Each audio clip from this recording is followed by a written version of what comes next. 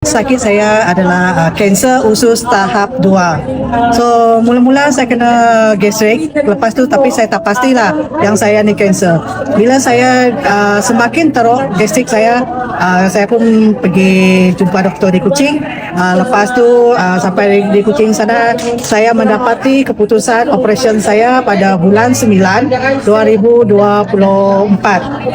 Saya mendapati saya disahkan penyakit kanser usus stage 2. Lepas bertarung selama 7 bulan saya makan ubat kemo dan saya bergantung kepada ubat hospital. Kesannya sangat-sangat menyedihkan di mana tubuh badan saya hangus, tangan saya hancur, kaki saya hancur. Saya tak ada deria rasa.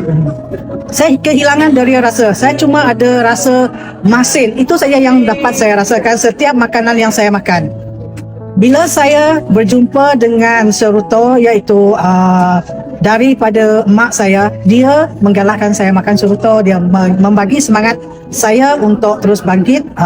Saya makan seruto, Spirina, Nextbio, Zincozo. Bila saya makan tu satu sachet untuk pagi.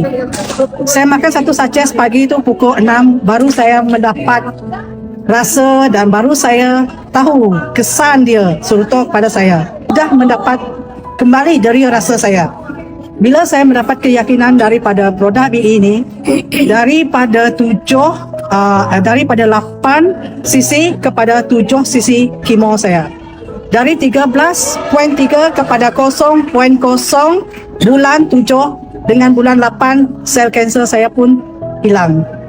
Sejak dari tu bulan 8 tu saya terus makan produk seruto sampai sekarang, di mana kesan operation saya tu saya gunakan Manafik untuk tutup bahagian pembedahan.